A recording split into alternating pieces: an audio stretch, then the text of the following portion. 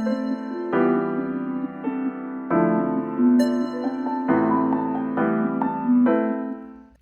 everyone, this is me, Jyotika Bedi, founder of Happiness is Love. We build relationships, we care, and we are here because we believe that together we can build ourselves, each other, and a better future. I'm talking to you about how positive marriage equals positive parenting equals positive family. I really believe this. Every cell in my body believes this. Good family relationships are good for our health and they help feel our children more secure and more loved. So it's really our prime responsibility to invest in skills that will help us be our better selves. They help you feel good by the end of the day, and you can build good relationships not just at home but even outside by learning how to communicate more effectively, communicate with awareness and empathy and appreciation. Why family relationships are important.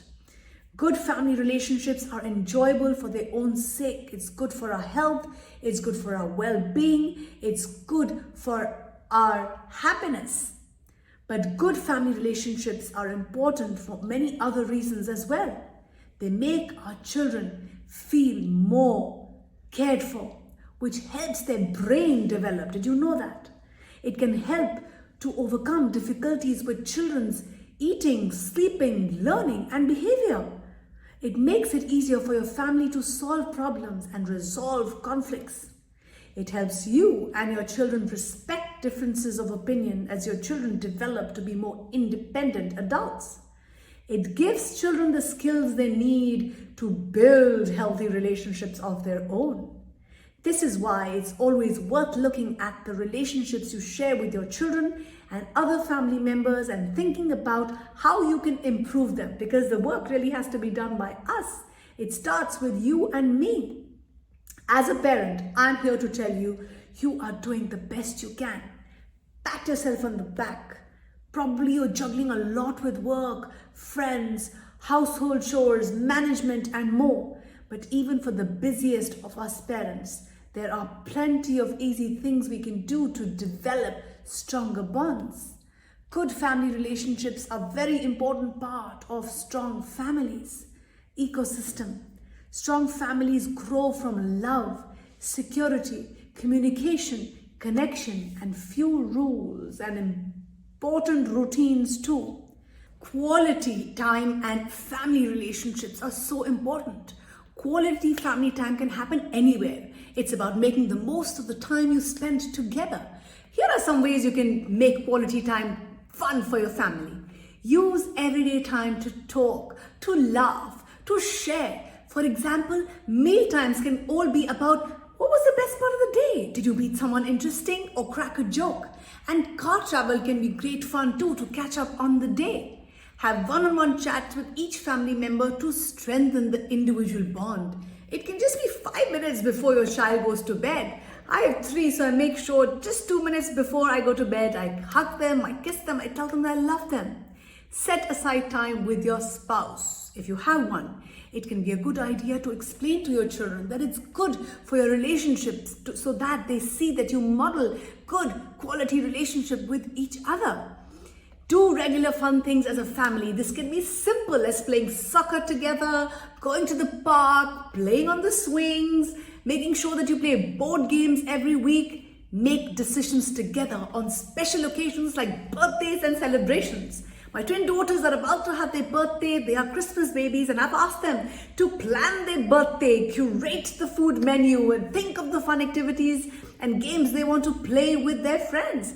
This makes the children feel involved. Positive communication is about making the time to listen to every child. Listen without judgment. Listen without preaching. Listen without nagging. This is very, very important. Being open to expressing your own thoughts, viewpoints, and feelings, and respecting our children's viewpoint as well. When we want to build those happy bonds with our children, it's very important to learn the skills so that when you communicate with awareness. You communicate with positivity. It helps everybody in the family feel loved, heard, valued, respected, and it strengthens the bond. Try these positive communication tips and you will see a big shift in your family. When your child or your spouse wants to talk, stop what you're doing and listen with full attention. Give people time to express their point of view and their feelings, but sometimes you might have to respect their need not to talk, especially if they are teenagers. Be open to talking about difficult situations. When let's say you made a mistake and you're about to explode, instead of doing that, own your mistake. Make sure that you allow your children to feel the entire rainbow of emotions, whether it's anger, anxiety, stress, fear, and frustration. Just remember that talking about feeling angry is different from being angry. You need to model behavior so that children learn how to express unhealthy emotions, or let's say negative emotions, in a healthy manner. Be ready for spontaneous conversations. For example, younger children often like to talk through their feelings when they're in a bath or they're getting into bed. Make sure that you are calm at that time and you have enough energy to connect with them. Plan for conversations with teenagers, especially difficult ones around sex, drugs, alcohol, academic difficulties, and money topics that are very important and sometimes difficult to have conversations. It helps to think through your feelings and values before these topics really come up. Encourage your children and spouse with praise. For example, it's big help when you bring the bins in without being asked, Arjun, thank you so much. Show appreciation, show love and encouragement through your words and affection. This can be as simple as saying, I love you to your children every single night before going to bed. Positive, non-verbal communication is equally important. Not all communication happens in words. Our body has a language of its own and it speaks louder than words. So it's very important to pay attention to the feelings that your children hold inside their little hearts. For example, your teenager child might not want to talk to you but might still come looking for the comfort of cuddles sometime. It's important to be aware of the non-verbal messages you send. For example, hugs, kisses, and eye contact send a lot of message that you want to connect with your child. But a grumpy tone of voice or a frown when you're doing something together might send the message that you really don't want to be there. Teamwork as a family. When your family is working as a team, everyone feels supported and is able to contribute. It's easier to work as a team when everyone understands where they stand. So it helps to have clear expectations, limits, and boundaries. You can encourage teamwork in very simple ways. Shared home chores. Even young children feel a feeling of belonging when it comes to making a contribution. So make sure you involve your little kids. Include children in the family decisions like family activities, rules, holidays. Give everyone, including young children, a chance to express themselves. Let children sometimes make their own decision. It's okay for them to fall. It's okay for them to fail. It's okay for them to learn. This is how they will learn from their mistakes.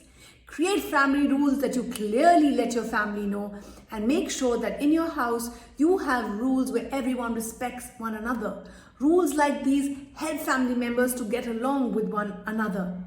Work together to solve problems. This involves listening, thinking calmly, considering others' opinions, respecting others' opinions, and constructively looking for solutions. Appreciation for each other is extremely important. Valuing each other is at the heart of good family relationships. And these are just few ways I think that may just help you build those bonds at home, because happiness starts at home. And our family is really the first and last classroom that teaches us about love and caring. Take an interest in each other's lives. For example, make time to go to each other's events. Be good cheerleaders for each other. Include everyone in a conversation. For example, what was the highest point for the day today? Ask everyone for their opinion. Share family stories and memories. Acknowledge each other's differences, talents, and abilities, and point out, praise, and applaud character strengths in each child. For example, I praise my 17-year-old teenager for his sense of humor. He cracks me up. So every time I see this trait in him, I tell him, Arjun, you're so funny, you crack me up. My youngest stint, Ayana, is very, very energetic and very organized. So make sure that I point out, praise and encourage this character trait in her by telling her, Ayana, I love the fact that you are so organized and methodical. And my other daughter is extremely creative and curious, and I always applaud her and tell her, Amara, I love the fact that you have such a creative mind. This even helps the siblings bond with each other. This minimizes the rivalry between each other, and they learn to appreciate the good in themselves and in others. I hope this video was useful to you. The idea is to learn, grow, share together, because I believe that we are in this together, building ourselves, each other, and a better tomorrow. Thank you for all the love, all the encouragement and support. Keep smiling, keep shining, keep inspiring.